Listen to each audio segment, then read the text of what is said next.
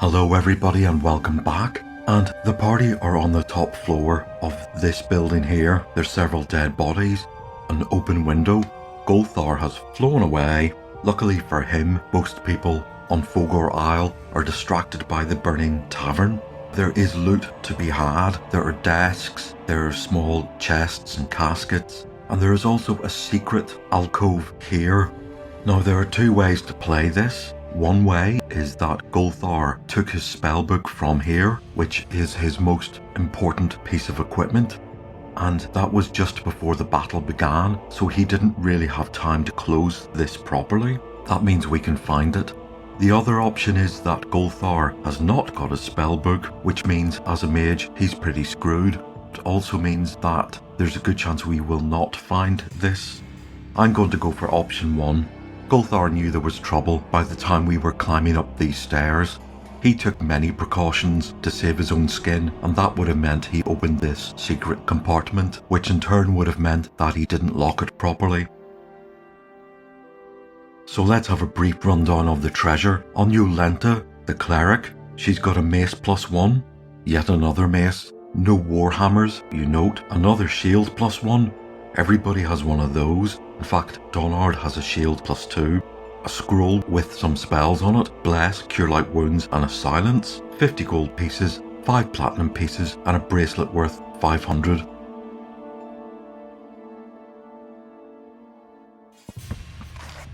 In the various desks and caskets and secret compartments, we have 1,350 gold pieces, an ivory comb, a brush and a mirror. God, he was vain, and that's worth about 2,250.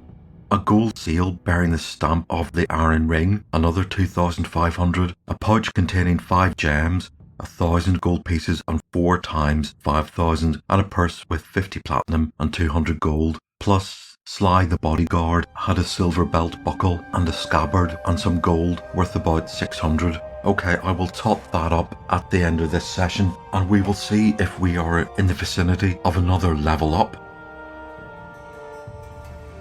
Right, so Stephen eventually comes out of his fear. He's been crouching in the corner here. He runs into this room to see what the commotion is, or to see what the results of the battle is. And he stares out the window with jaw-clenching frustration at the fact that Golthar has gotten away again. And as I said last time, there was a chance he could kill Golthar here and end this part of the adventure. But no, he will crop up again later. So we're going to leave here with all this treasure. We're going to have to go to the Church Karamikios at some point to convert all our jewels and ornaments into cash. And we can also ask the church to look after it, much like a bank. That was a role that some churches had. But we're going to leave Fogor Isle in the middle of the night and go back to, I keep saying Ben's house, Malin's house. Here is the town square, and this is where Donard will leave us as he is expected to go back to his cloistered cell. And Malin has a word with him in private, and Malin says, "Can I ask a favour of you?" And it's quite a big favour. I have a plan, a personal plan. And Donard says, "Well, spill the beans." And Malin tells him the plan. And Donard just claps a big hand on his shoulder and says, "Yeah, I'm up for that." And everybody wonders what that was about, and Malin will tell them back at the house. When they get back at the house and Malin reveals his plan for tomorrow morning, Carrick's first response is, "We all need a couple of horses and carts. Are you sure you can get those?" And Malin says, "Well, it's in the family name. Our dad makes carts, so yes, we can get the carts, and we can easily find out who has horses. Well, we have our own pony, remember?" So they go to bed tonight, and they will wake up tomorrow morning and see what Malin has planned. So they get up in the morning, they go to the Carter's home. Of course, this is always emotional for Liz and Malin. Mr. and Mrs. Carter, who met Stephen and Carrick when they were taken around the fancy house, say hello. And sure enough, there are two guys. Jacob and his brother are on the roof repairing it, and instead of being grumpy, Mr. Carter is, of course, ordering them around, telling them what they need to do and what they need to do better. He's just switched roles from doing the roof himself to becoming the foreman. so in many ways he's happy, and their little house is getting repaired. Malin asks his dad for 2 carts. We have Mavis the pony, who can take 1 cart, and we're told where a previous customer who's just bought one will probably let us rent it for a day. That's fine. So with 2 horses and carts, Malin leads everybody to Gruelface's burned out house, and if you remember, part of it was still intact. As they position themselves outside this house with the horse and carts, Malin says, we're going to clear this place out. We're going to take everything that's precious that we can find, we're going to load it up into the cart and take it back to my house. And as they do that, a crowd of people gather around to see what's going on, and there isn't a pleasant face amongst them. It's actually Liz who says to Malin, you do know this is going to cause a lot of trouble for us? And then Malin says, I don't think so, and he points down the street and says, look. And sure enough, coming up the street towards them, 5 abreast, shaped like an arrowhead with Donard at the front, are 5 clerics in all their finery, with their armour polished and their robes blowing in the breeze and their helmets on. They come marching up the street towards the crowd that's gathered outside Gruelface's house, and Donard says, everybody stand back. Donard is a member of the Church of Traladara. The official church of Threshold is the Church of Karamikios, which is the church of the Patriarch, but most of the locals really can't tell the difference. There is quite a lot of crossover, but all they know is that somebody official is finally taking charge of this situation. And Donard says, stand back, there are magic items in this house that we are here to dispose of for your own good. There may be blasts of magical energy for your own good. Stand back, we're in charge. And that pleases the crowd. Firstly, the crowd obey and they stand back. And they also murmur their approval that this house with its magical influences is finally being, quote, cleansed. And this gives enough time for all the clerics and the party to break into the ruins, move some of the burnt out rafters, open up the closed door into the part of the house which is intact. And sure enough, it is as Malin remembers it, with the shelves and shelves of books and wondrous things, and there on the desk is Gruelface's old spellbook, something which Malin is going to keep in the house as a precious item, so he takes it with some reverence, and the party load everything into a cart and take it back in the direction of the temple. And as the people are tempted to watch the carts and follow them, Donard and his fellow clerics block the street. And eventually they come to a part of town where nobody's really concerned about 2 carts filled with stuff going through the street. That's not unusual. And they make it back to Malin's house and they unload everything and they put it into one of the empty bedrooms. And that is the day taken up. They have to get back to training and we will see them again in the evening.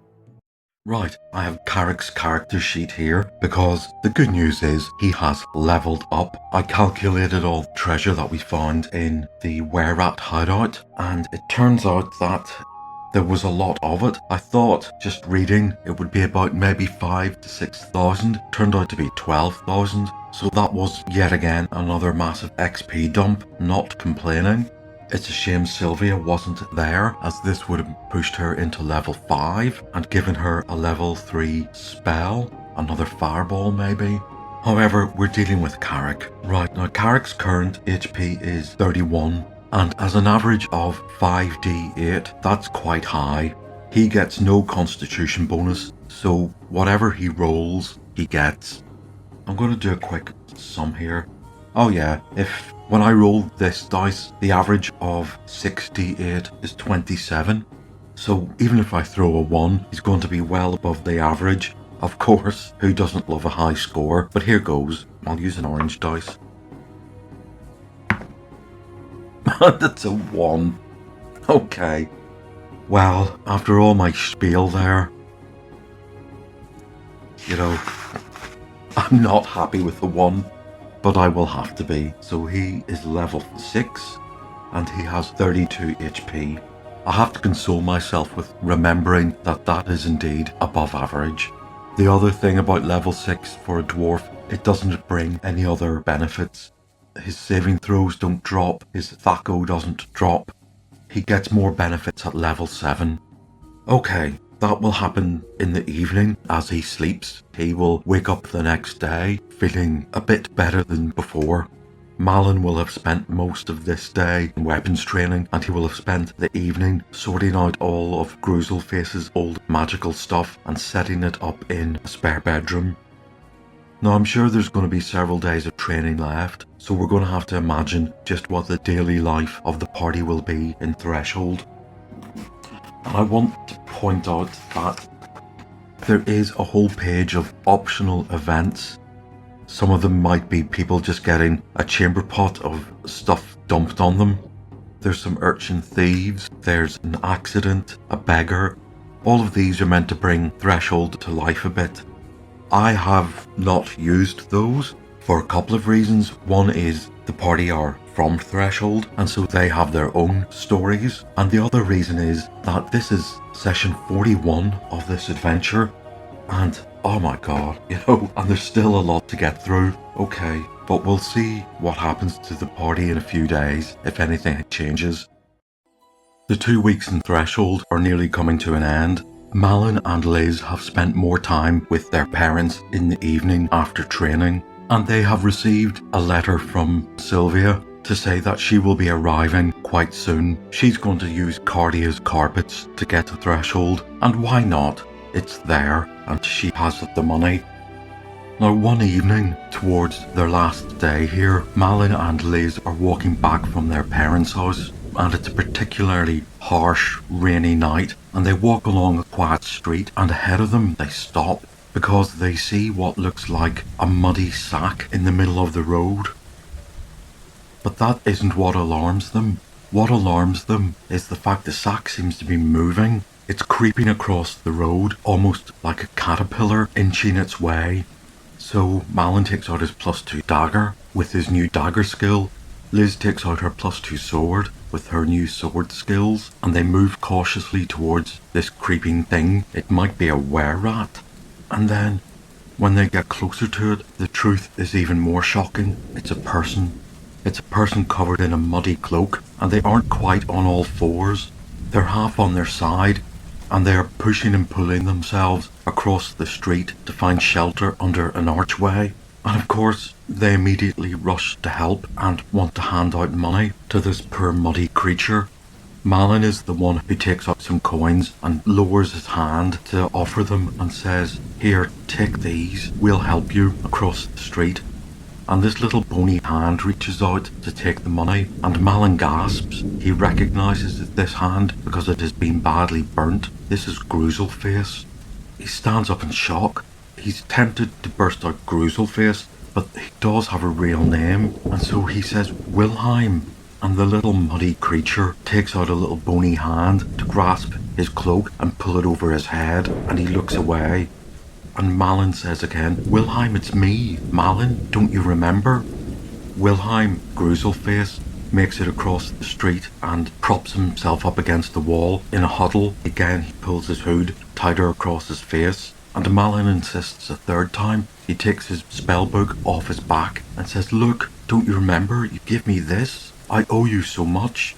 And a little eye peeps out from underneath the cloak, and sure enough, there's the burnt face. And it takes one look at the spellbook and then hides again. And Liz says, "Is this?" And she mouths, "Gruelface." And Malin nods. Now Liz has quite a lot of prejudice from her childhood to get over, but she's a different woman these days. She has seen people enslaved. She has seen torture equipment. She's seen giant spiders and oozes and slimes. This is not the shock it would have been several months ago, but it's still a shock. And so Malin pleads one last time, says, "I have somewhere you can stay. You can't stay out in this rain. You'll die. Don't you want to be indoors?" That seems to provoke some kind of reaction. Gruelface stops hiding behind his cloak, and Gruelface shakes his head and says, "Why? I just want to die. I have nothing left." And Malin says, "You have. I saved it all. It's back at my house." And Gruelface looks up, and for once there's an expression of hope in his eyes. Malin says to Liz, "Help me get him up," and together they get him up onto his feet, and he's almost bent double, as though spending months huddled up has frozen him into shape. Luckily it's a very dark, wet night, and there aren't too many people on the street, and bit by bit they get him back to Malin's house. and eventually they get him indoors, and in the fine house and the dry surroundings, he looks even more pitiful, and they escort him over to the kitchen. Stephen and Carrick stand up and see, well, they're not easily shocked, and they can see what's going on immediately, and Carrick says, "We need to get this man some clean clothes," and Malin says, "Go to my room, there's loads of Ben's old stuff," and Stephen says he needs food, there's some leftover dinner, and so everybody gets into action. They move Gruselface to the kitchen and put him into a chair. Carrick comes down with a very large shirt and a large pair of trousers, and they say to Gruselface, or Wilhelm, "Put these on, we'll close the door." And well, while Stephen and Carrick are getting some food ready and getting the fire in the kitchen stoked up, Wilhelm changes into some dry clothes, and they put some food in front of him and some water, and well, out of dignity, they say, "We'll be back in 10 minutes. Because they know darn fine well that Gruselface is going to scoff this food like a pig because he's starved, and well, he won't want to be watched while he's doing it. So they leave him for 10 minutes. They come back into the living room. Malin explains that this was his mentor, and this is the person whose house was burnt down. So the other thing they're going to do is they're going to start heating some hot water to make sure this guy can have a bath in the bathroom upstairs. And eventually, after he has eaten, they escort him upstairs in Ben's rather large but clean and dry clothes into the bathroom, and they leave him to it. And again, after about 10 minutes, they come back in to collect him, and Malin takes him to the room where all his stuff is. There's Gruselface standing in the doorway of this room, and he casts an eye over all of his stuff that has been saved. But the thing which upsets him the most, or which affects him the most, is the sight of a warm, dry bed. He collapses with the emotional burden of it all. And again, Malin just says, "This bed is yours." They just close the door. They let him be, to look at all his stuff that he thought had gone, and to let him go to bed when he wants to. It's the next morning, and Gruselface, Wilhelm, has not appeared, so Malin knocks on his door and gently opens it, and he's still in bed snoring away. So he closes the door, and overnight Malin was thinking of a plan to put into action, and he does so. And he crosses the town to Donard's church and asks to speak to him. Donard eventually comes out through the courtyard and into the main church, and Malin says, "I have another favour. Remember what you did last time? Kind of similar." Donard listens to this idea again, and again he just claps a big hand on Malin's back and says, "Leave it with me." Donard has not forgotten that it was Malin who saved his life outside the caves in Blizzard Pass.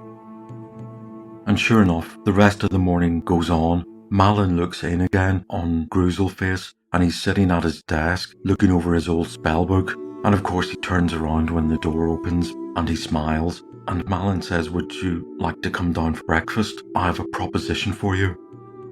By the time they've finished breakfast, Donard knocks at the door. Malin explains what's going to happen next, and everybody leaves the front door, and there they see Donard with two of his clerical friends in all their finery, with their white cloaks emblazoned with the emblems, polished helmets with plumes of feathers. They look like they're on official business, and this draws the attention of many of the locals. And Wilhelm is brought out in front of them so everybody can see.